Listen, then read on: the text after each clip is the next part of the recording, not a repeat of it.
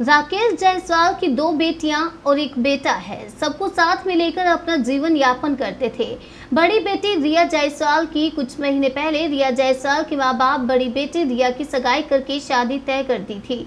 भाई देवेश प्राइवेट नौकरी प्रयागराज में कर रहा था। घटना 6 अगस्त 2023 रात में बेटी रिया ने अपने दादा दादी को खाना देने के बाद एक फोन कॉल पर बात कर रही थी। घर के मेन दरवाजे पर रात लगभग 10 बजे के आसपास घर वाले भी खाना खाकर सब सोने के लिए चले गए। अपने बिस्तर पर रात में अचानक छोटी बहन की नींद खुली तो देखा उसने कि बड़ी बहन रिया बिस्तर पर नहीं दिखाई दी। तो उसने अपने भाई और मां को बताया। तभी सभी लोगों ने ढूंढना शुरू कर दिया। ढूंढने में जब कुछ भी पता नहीं चला तो रिया के परिवार के लोगों ने क्षेत्रीय पुलिस को सूचना दी। पुलिस विभाग में चौकी इंचार्ज नारीवारी ने प्रार्थना पत्र गुमशुदगी के लिए तहकीकात करके बताने का आश्वासन दिया। घर वालों को 6, 7, 8 तारीख तक घर में कोहराम मचा हुआ था। पूरे परिवार रिश्तेदार रोते बिलखते रहे। तभी अचानक 9 अगस्त 2023 की सुबह करीब लगभग 7 बजे अचानक एक मुशाहरा के जरिए खबर मिली। रिया जायसवाल के घर से लगभग 80 मीटर की दूरी पर स्थित एक तालाब में लाश दिख रही है। तभी रिया के परिवार और पड़ोस के दौड़ते हुए तालाब पर पहुंच गए और पुलिस को सूचना दी। जब मौके पर पुलिस पहुंची तो तालाब में बॉडी को निकलवाया गया और बॉडी इतना ज्यादा फूल चुकी थी कि बच्ची को पहचान पाना मुश्किल होता।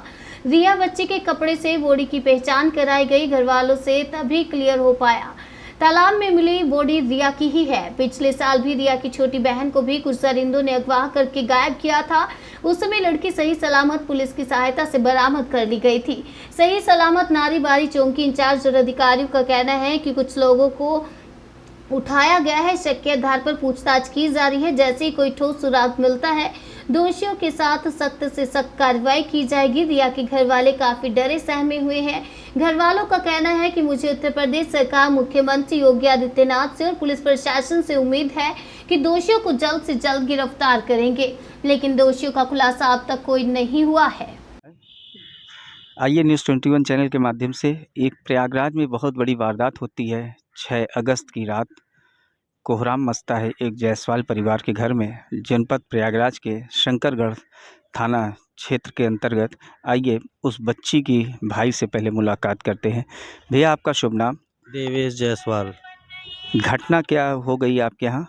जी, घटना क्या हुई, 6 तारीख को लगभग रात 10 बजे हमारी बहन घर से गायब हो गई। तो हमको जानकारी हुई लगभग रात के 2 बजे। तो हम लोगों ने इधर उधर आसपास पहले ढूंढा तो कोई जानकारी हुई नहीं। फिर अपने हिसाब से पता किया गया आस पड़ोस तथा रिश्तेदारियों में, कोई जानकारी मिले, कोई जानकारी हुई नहीं। तो उसके बाद हमने लगभग 5 बजे शाम को एक एप्लीकेशन बनाया और चौकी इंचार्ज नारीवारी को दिया कि ऐसी ऐसी घटना हमारे साथ हुई है। तो उन्होंने कहा कि चलो देखते हैं जो भी जैसा होगा।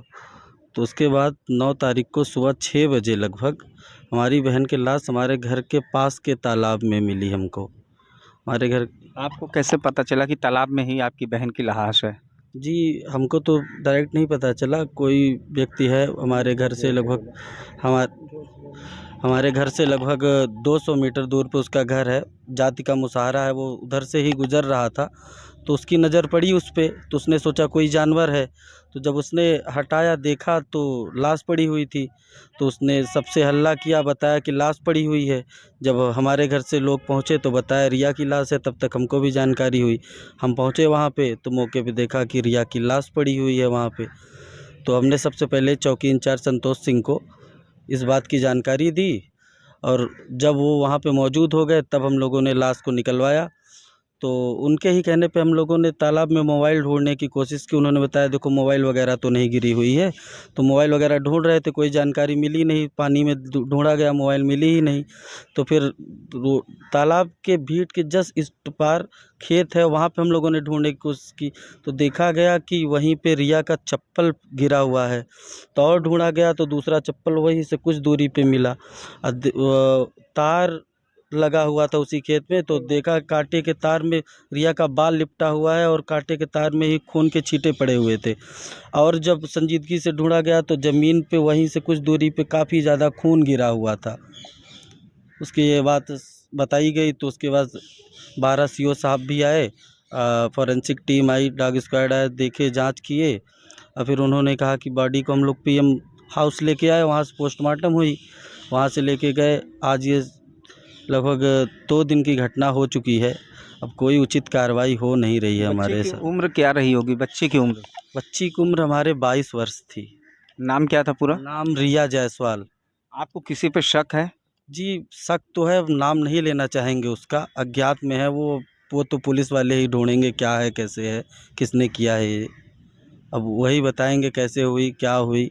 अब लेकिन अभी कोई जानकारी हुई नहीं है, वो भी कोई आश्वासन दे नहीं रहे, ना उचित कार्रवाई हमारे हिसाब से हो रही है, ना हमको कोई जानकारी दी जा रही है क्या हुआ, क्या नहीं हुआ।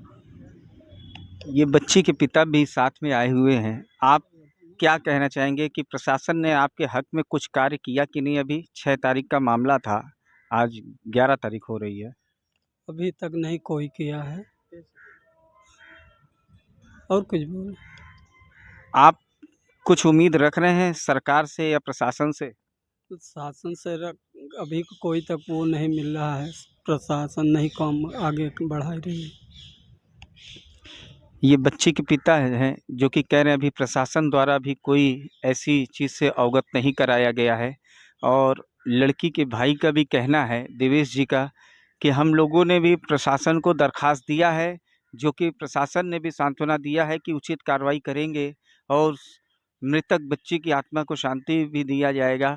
और मुलजिम को पुलिस लगातार ढूंढ रही है, सीओ 12 भी लगे हुए हैं इस कार्य में। चौकी इंचार्ज ने भी आश्वासन दिया है कि मैं मुलजिम को ढूंढ रहा हूं और वो बहुत ही जल्द ही वो वक्त आएगा जब प्रशासन मुलजिम को ढूंढकर सामने निष्पक्ष जांच करके इनको हवालात के अंदर पहुंचाएगी। आइए 1 मिनट और पूछूंगा कि आप सीओ 12 से दोबारा कब मिले? जी, अभी दोबारा हम मुलाकात ही नहीं हुई उनसे, ना उनसे कोई फ़ोन पे बातचीत हुई है, ना दोबारा मुलाकात हुई है उनसे।